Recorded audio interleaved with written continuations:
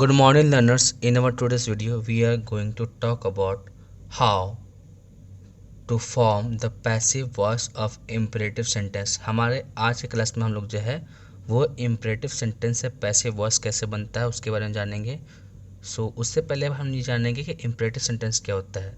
तो पहले जानेंगे imperative sentence क्या होता है और imperative sentence से हम लोग एक्टिव वॉइस से पैसिव वॉइस कैसे बनाते हैं। पैसिव वॉइस के बारे में हम लोगों ने अब तक क्या जाना है कि पैसिव वॉइस में क्या होता है कि एक ही बात को दूसरे तरीके से बोला जाता है। ठीक है, इसे ट्रांसपोजिशन के नाम से भी जाना जाता है। तो without more further delay let's start our today's video. Imperative sentence, अगर हम बात करें इम्पेरेटिव सेंटेंस के बारे में तो it is use to talk about request, order, command, advance, warning और प्रोहिबिशन।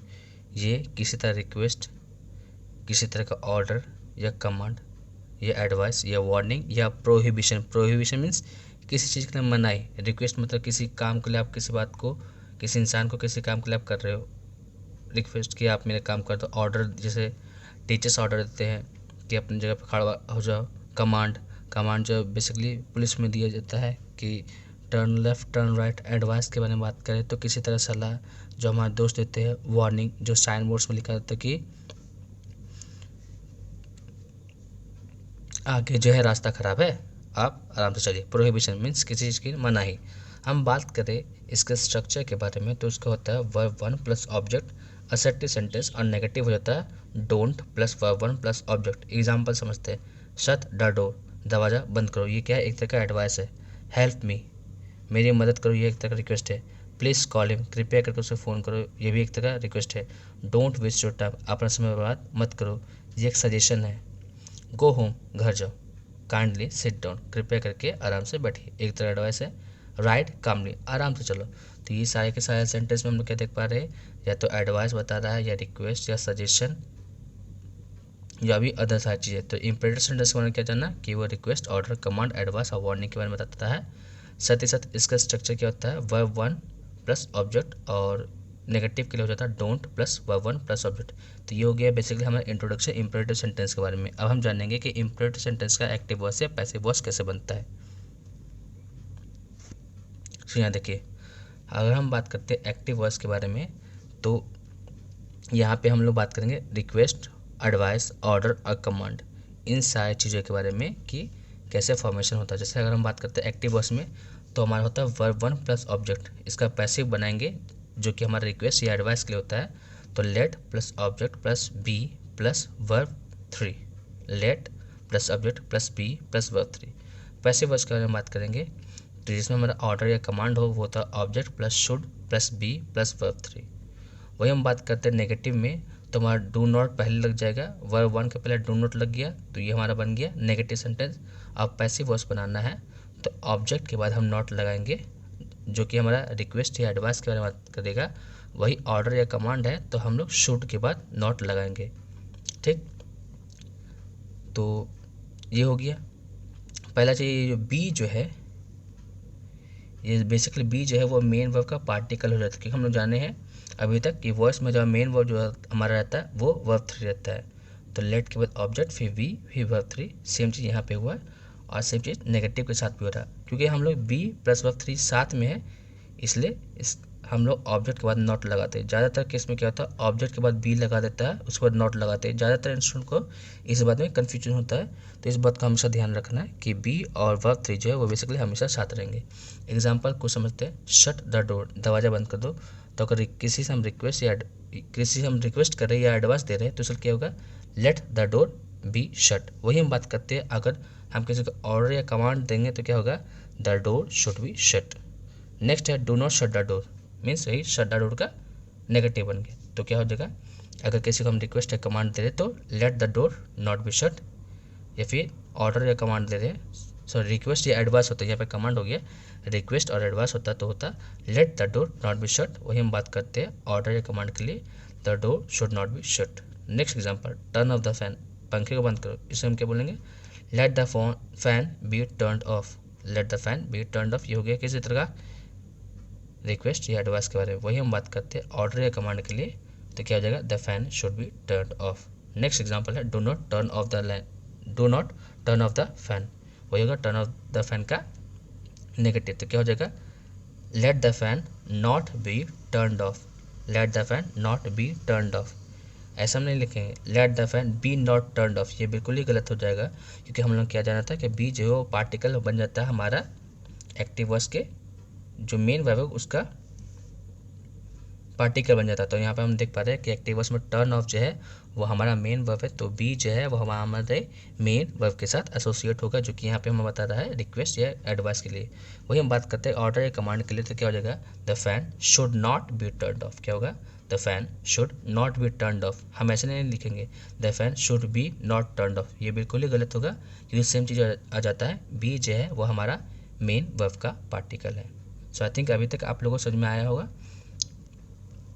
आगे बढ़ते हैं ट्रांजिटिव वर्ब। अभी तक हम लोगों ने क्या जाना है कि वॉइस के बारे में, कि voice is the study of the use of transitive verb, means transitive verb के यूज़ के बारे में हम लोग वॉइस में पढ़ते हैं। साथ ही साथ हम लोगों ने ये भी जाना था कि ये क्या होता है, ट्रांसपोजिशन होता है। लेकिन कभी कभी क्या होता है कि वॉइस में किसी तरह सेंटेंसेस इस्तेमाल किए जाते हैं जो कि हमारा इनट्रांजिटिव वर्ब के एसोसिएट होता है। हम बात करें इनट्रांजिटिव वर्ब का, तो उसमें क्या होता है, इनट्रांजिटिव वर्ब के बारे में बात करें तो it doesn't require object to complete its meaning, means इसे किसी ऑब्जेक्ट की जरूरत नहीं होती है अपनी मीनिंग कंप्लीट करने के लिए। ट्रांजिटिव वर्ब क्या होता है, ट्रांजिटिव वर्ब ऐसे वर्ब होते हैं जिनके बाद उनको ऑब्जेक्ट चाहिए अपना मीनिंग फुलफिल करने के लिए, और ऑब्जेक्ट के केस में या तो हमारा नॉन होता है या फिर हमारा प्रोनाउन होता है। हम कैसे पता करें कि कोई भी सेंटेंस में नॉन है या प्रोनाउन है, तो वैसे वर्ड्स जो व्हाट, हु या हुम के आंसर देंगे वो बेसिकली हमारा नॉन होते हैं। अब हम एग्जांपल समझते हैं इंट्रांजिटिव वर्ब के बारे में, इन्हें ऑब्जेक्ट की जरूरत नहीं होती है। जैसे हम बोलते हैं गो होम, गो होम, वही हम बोले गो वेयर, तो वेयर का आंसर आ रहा है हमारा होम, तो वेयर जो है वो क्या हो जाएगा, एडवर्ब हो जाएगा, एडवर्ब ऑफ प्लेस। ठीक है, ये क्या हो जाएगा, एडवर्ब ऑफ प्लेस, क्योंकि हम लोग जानते हैं एडवर्ब क्या होता है कि जो वर्ब एडजेक्टिव या दूसरे एडवर्ब को क्वालिफाई करे उसे हम एडवर्ब के नाम से जानते हैं। तो यहाँ देखिए गो क्या है, हमारा वर्ब है, तो वर्ब के बारे में एडिशनल इन्फॉर्मेशन दे रहा होम, तो होम क्या हो गया, एडवर्ब। अब ये प्लेस के बारे में बता रहा है, क्योंकि वेयर जो है वो बेसिकली प्लेस के लिए इस्तेमाल किया जाएगा, तो होम जो है वो हमारा एडवर्ब ऑफ प्लेस है। वही बोलता है do not drive, do not drive. यहाँ देखा ड्राइव के बारे में बात किया जाए तो ड्राइव के बाद किसी भी तरह का ऑब्जेक्ट नहीं है। काइंडली सिट डाउन, कृपया करके बैठ जाइए, तो सिट डाउन ये वो हमारा हो गया वर्ब, या फिर सिंपल भाषा में फ्रेजल वर्ब, तो इसके बाद हमारा किसी तरह का ऑब्जेक्ट नहीं है। स्लीप वेल, अगर हम बोलते हैं स्लीप वेल, कोई क्वेश्चन पूछो स्लीप हाउ या स्लीप एट व्हाट मैनर, तो वेल, तो ये वेल बता रहा है। साथ ही साथ हम लोग जान रहे हैं कि स्लीप जो है वो हमारा वर्ब है, तो वर्ब के बारे में जो एडिशनल इन्फॉर्मेशन दे देता है वो हमारा एडवर्ब होता है। अब यहाँ पे देखिए एडवर्ब किस तरीके से बोला जाए, एट व्हाट मैनर, इसलिए हम बोलेंगे adverb of manner. Sit properly, sit ढंग से बैठो, वही हो गया सिट हाउ या सिट एट व्हाट मैनर, तो आंसर आ रहा है प्रॉपरली, तो प्रॉपरली क्या हो जा रहा है हमारा एडवर्ब ऑफ मैनर। तो हम देख पा रहे हैं गो होम में होम क्या है, एडवर्ब है, वेल क्या है वो भी एडवर्ब है, प्रॉपरली क्या है वो भी एडवर्ब ही है। तो यहाँ पे हम लोग देख पा रहे हैं कि हमारा जो मेन वर्ब है या फिर सिंपल भाषा में वर्ब, उसके साथ किसी भी तरह का नॉन एसोसिएट नहीं है, सो इसे क्या बोलेंगे, इनट्रांजिटिव वर्ब, पहला चीज़। दूसरा चीज़ हम देख पा रहे हैं कि जितने भी ये सेंटेंसेस बताए गए हैं उनमें कहीं ना कहीं यू जो कि सेकंड पर्सन है, क्योंकि हम देखते हैं ये सब जितने भी स्टेटमेंट है, जैसे गो होम घर जाओ, किसी सेकंड पर्सन को बोल रहे हैं, क्योंकि हम लोग जानते हैं तीन तरह का पर्सन होता है, first person, second person, third person. First person जो बोलता है, सेकंड पर्सन जो सुनता है, तो हम बोलते हैं गो होम, तो हम हो गया फर्स्ट पर्सन, और जैसे हम बोल रहे हैं वो होगा सेकंड पर्सन, और सेकंड पर्सन बेसिकली सिर्फ एक ही होता है जो कि हमारा होता है यू। तो यहाँ पे इन ट्रांजिटिव वर्ब हम अगर सेंटेंस में है तो वहाँ पे हम देखते हैं कि कहीं ना कहीं यू हिडन है। जैसे डू नॉट ड्राइव, तो किसी सेकंड पर्सन को बोल रहे हैं, kindly sit down, second person को बोल रहे हैं, स्लीप वेल, सेकंड पर्सन को बोल रहे हैं, सिट प्रॉपरली, ये भी सेकंड पर्सन को बोल रहे हैं। तो इसका पैसिव फॉर्मेशन क्या होगा कि यहाँ पे कहीं ना कहीं यू हिडन है, तो हमारा जो पैसिव फॉर्मेशन होता है उसमें यू का एज ए सब्जेक्ट इस्तेमाल किया जाएगा। एग्जाम्पल समझते हैं, जैसे हमारे देश हम देखिए यहाँ पे हम पैसिव वॉइस कैसे बनाएंगे, अगर किसी सेंटेंस में इंट्रांजिटिव वर्ब है तो you are requested, you are ordered, you are advised, you are prohibited, you are warned. ठीक है, तो ये सारे के सारे चीज़ें जो है वो इस्तेमाल किए जाएंगे। उसके बाद अगर अफर्मेशन है मीन्स पॉजिटिव सेंटेंस है तो उसके बाद टू फिर वर्ब वन, और नेगोशिएशन है मीन्स नेगेटिव सेंटेंस है तो उसका नॉट फिर टू फिर वर्ब वन। जैसे सीट प्रॉपरली, इसके पैसे बनाएंगे तो क्या होगा, you are requested to seat properly या you are advise to seat properly. वही बोलता है do not sit properly, not लग गया, डू नॉट लग गया पहले, तो क्या नॉट कहाँ लगेगा, तो बेसिकली हमारा मेन वर्ब के बाद नॉट लगेगा। तो यहाँ पे देखिए टू और वर्ब वन और नॉट, फिर टू फिर वर्ब वन, ये सब साथ में रहेगा।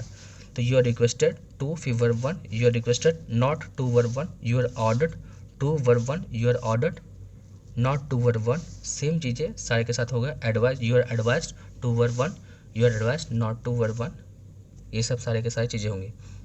तो ये मतलब डो नॉट सीट प्रॉपरली, तो इसका पैसे बनाना, तो you are requested not to seat properly, you are advise not to seat properly. Basic situation के अकॉर्डिंग हम इस्तेमाल करेंगे। Do not drive, you are requested not to drive. Go home, you are suggested to go home, you are ordered to go home. वही हम बात करते हैं, इसका नेगेटिव बन जाएगा डू नॉट गो होम, तो क्या हो जाएगा you are ordered not to go home, या फिर you are suggested not to go home. So I think अभी तक आप लोगों को बहुत ही बेहतर तरीके से समझ में आया होगा कि एक्टिव वॉइस से पैसिव वॉइस कैसे बनेंगे। पहला हो गया इम्परेटिव सेंटेंस के बारे में, दूसरा चीज़ हो गया क्या हो जब हमारा सेंटेंस में हम लोग का इंट्रांजिटिव वर्ब होता है। तो इंट्रांजिटिव वर्ब के बारे में क्या जाने कि वहाँ पर यू हिडन होता है, इसलिए यहाँ पे हम लोग जो है you are requested, you are ordered, you are advise, you are prohibited, you are वन, इन सब वर्ड्स का इस्तेमाल किए है। अगर असर्टिव होगा तो टू के बाद फिर वर्ब वन, नेगेटिव होगा तो नॉट, फिर टू फिर verb one. So what we learn today, हम लोगों ने आज क्या सीखा, इम्परेटिव सेंटेंस क्या होता है, उसके इम्परेटिव सेंटेंस के एक्टिव वॉइस और पैसिव वॉइस कैसे बनेंगे, और सेंटेंस जो कि जिसमें इन ट्रांजिटिव वर्ब होता है उसके एक्टिव वॉइस और पैसिव वॉइस कैसे बनेंगे। So I think our today's video was quite beneficial to you. If you like the video, subscribe to our channel for latest update. Until then, stay tuned. Thank you.